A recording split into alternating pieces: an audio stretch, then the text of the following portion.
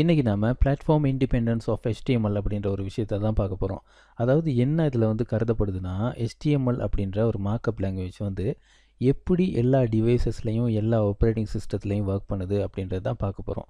இன்னொரு வகையில் பார்த்தோம் அப்படின்னா, இது என்னென்ன வகையான டிவைசஸ்லையும் அண்ட் ஆப்ரேட்டிங் சிஸ்டத்துலையும் அண்ட் ப்ரௌசர்லையும் சப்போர்ட் பண்ண போகுது அப்படின்றது தான் இதில் வந்து பார்க்க போகிறோம் தெளிவாக. ஸோ வாங்க நம்ம வந்து ஒவ்வொரு ஸ்லைடாக பார்க்கலாம். நீங்கள் வந்து பாருங்கள், நம்ம வந்து HTML அப்படின்ற ஒரு மார்க்அப் லாங்குவேஜை பயன்படுத்தி ஒரு வெப் பேஜ் எழுதிட்டோம் அப்படின்னா, அது டெஸ்க்டாப் கம்ப்யூட்டர்லேயும் வேலை செய்யும், லேப்டாப் கம்ப்யூட்டர்ஸ்லேயும் வேலை செய்யும்.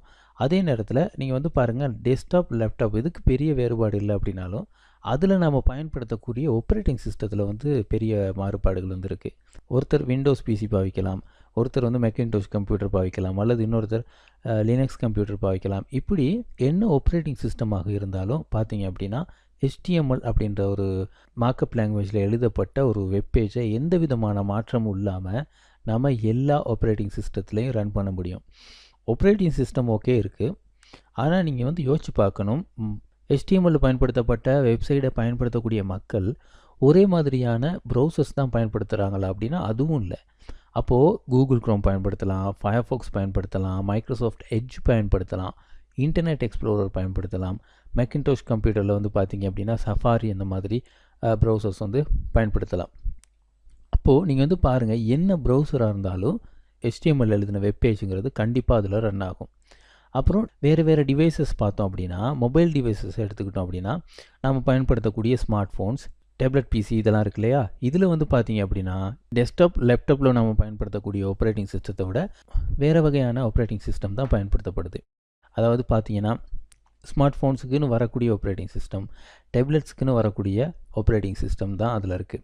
அண்ட் இதுலேயும் கூகுள் க்ரோம், சஃபாரி, ஃபயர்ஃபாக்ஸ் இந்த மாதிரி வித்தியாசமான ப்ரௌசர்ஸை வந்து நாம் யூஸ் பண்ணுறோம். இப்போது அங்கேயும் ஒரு மாறுபாடுதல் வந்து இருக்குது. இருந்தாலும் HTML எழுதப்பட்ட ஒரு வெப்பேஜ் வந்து கரெக்டாக ஒர்க் பண்ணுது. ஓகே, அடுத்து இப்போது இந்த காலத்துக்கு ஏற்ற மாதிரி நாம் பயன்படுத்தக்கூடிய வேரபிள் டிவைசஸ்லையும் HTML டாக்குமெண்ட்ஸ் வந்து லோட் ஆகும் சக்ஸஸ்ஃபுல்லாக. வேரபிள் டிவைசஸ்னால் பார்த்தீங்கன்னா ஸ்மார்ட் வாட்சஸ்லாம் இருக்குல்ல, இதில் வந்து நாம் இப்போது இன்டர்நெட்டை பயன்படுத்தக்கூடிய வசதிகள் இருக்குது. அப்போது அப்படி இருக்கும்போது நீங்கள் வந்து பார்த்தீங்கன்னா இதுலேயும் HTML அப்படின்றது கண்டிப்பாக ஒர்க் ஆகும். அதுக்கு பிறகு இப்போ இருக்கக்கூடிய ஸ்மார்ட் டிவிஸ், ஓகே, அதுக்கப்புறம் பார்த்தீங்கன்னா ஸ்ட்ரீமிங் டிவைசஸ், உதாரணத்துக்கு Amazon Fire TV, Apple TV, இதில் எல்லாம் கூட என்ன ஆகும் அப்படின்னா இந்த HTML அப்படின்றது ஃபைனாக ஒர்க் பண்ணும்.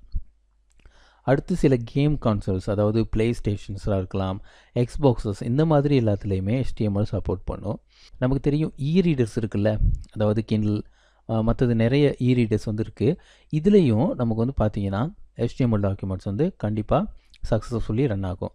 அண்ட் அடுத்து வந்து ஆட்டோமேட்டிவ் சிஸ்டம்ஸ் அப்படின்னு சொல்லுவோம். அதாவது கார்ஸ்ல எல்லாம் பார்த்திங்க அப்படின்னா டேப்லெட் பிசி மாதிரி ஒரு இது ஒன்று இருக்கும், ஒரு கெட்ஜெட் ஒன்று, ஸ்க்ரீன்லாம் இருக்கும் அதில்.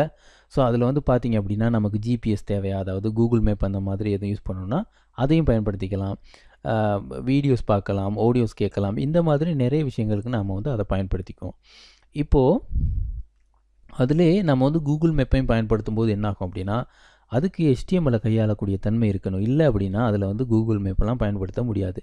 அப்போது ஒரு காரில் பயன்படுத்தக்கூடிய ஆட்டோமேட்டிவ் சிஸ்டத்துலேயும் பார்த்திங்க அப்படின்னா HTML அப்படின்றது கண்டிப்பாக ரன் ஆகக்கூடியதாகத்தான் இருக்குது. அப்போது இந்த பிளாட்ஃபார்ம் இண்டிபெண்டன்ஸை பொறுத்த வரைக்கும் HTML அப்படின்றது ஒன் ஆஃப் த பெஸ்ட்டு தான். ஸோ எல்லா ஆப்ரேட்டிங் சிஸ்டத்துலேயும் எல்லா டிவைசஸ்லேயும் ஒர்க் பண்ணுற மாதிரி ஒரு மார்க்அப் லாங்குவேஜ் இருக்குது அப்படின்னாவே அது வந்து பெஸ்ட்டாக தான் இருக்கும்.